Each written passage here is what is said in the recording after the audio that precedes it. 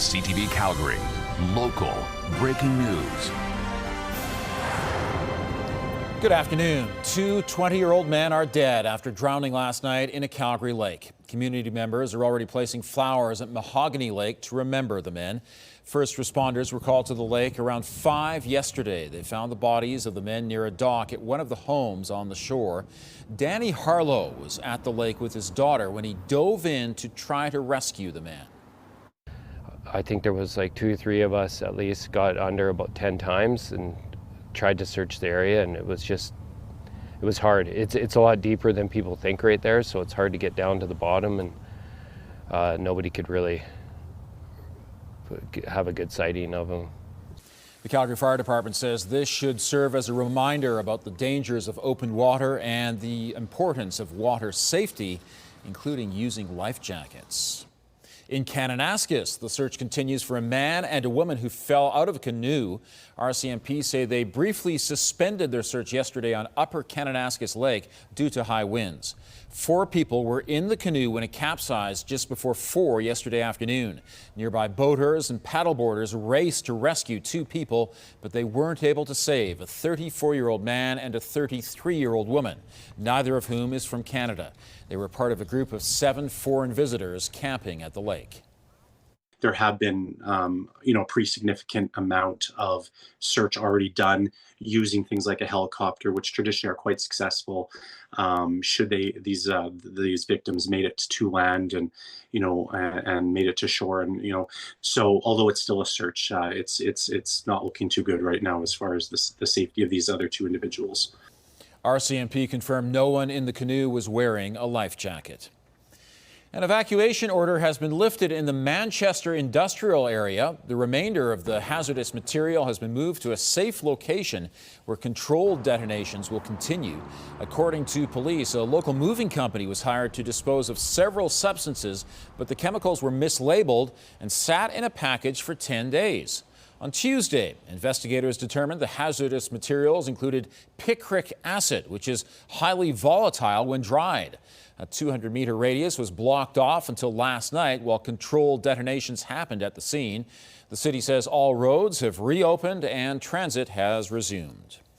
Judith Umbach Library in Huntington Hills has reopened. It was closed Wednesday afternoon after staff found a suspicious package. Tactical officers inspected the item and determined it was not dangerous. The Canadian Severe Storms Laboratory says wind-driven hail damage in the Brooks area last week was among the worst their teams have ever documented. On August 20th, the researchers say a major storm affected a large swath 80 kilometers long and 11 kilometers wide between Brooks and areas to the north. The group sent teams to document the damage. They say hailstones were up to 70 millimeters in diameter and the winds between 120 and 165 kilometers an hour, lasting 20 minutes or more. All buildings with west-facing plastic siding suffered 50 to 100% damage. Even vapor barriers were destroyed.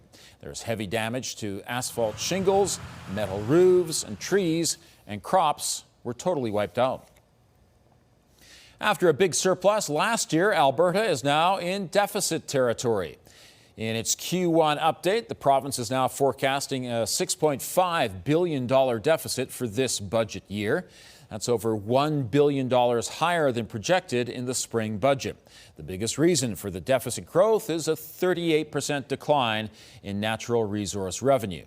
Global uncertainty because of Donald Trump's tariffs are also to blame. Cabinet ministers are being told to think hard about any new unbudgeted funding requests.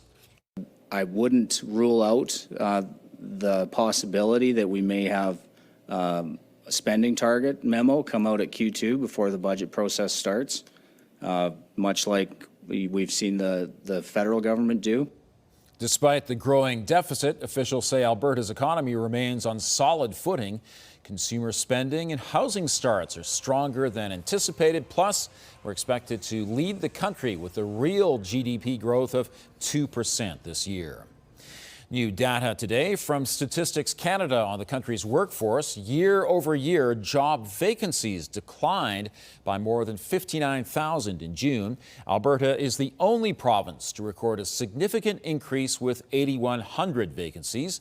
The data also includes weekly earnings, which were up 3.7% nationally. The Calgary International Film Festival has unveiled its complete lineup, and organizers anticipate more sellouts than ever. One of the highlights will be the world premiere of Biff Naked, a documentary. The alternative rocker herself will perform an acoustic set after the screening. SIFF will also present the Alberta premiere of The Pitch, a documentary about the effort to create a women's professional soccer league in Canada. And SIFF will close with the Cannes Grand Prix winner, Sentimental Value, which is generating a lot of Oscar buzz. It's, I think, one of the most amazing lineups, if not the most amazing lineup that we've had in the 26 years that we've done this festival. There's so many Oscar-nominated filmmakers, so many big stars this year. It took a lot of effort on the team's part.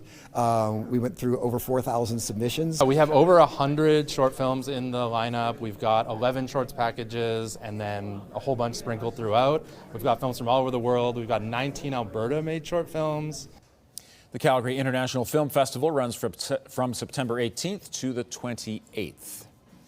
Thanks for joining us. We'll have more on the top stories coming up on CTV News at 5 and 6 or anytime online at ctvnews.ca/Calgary.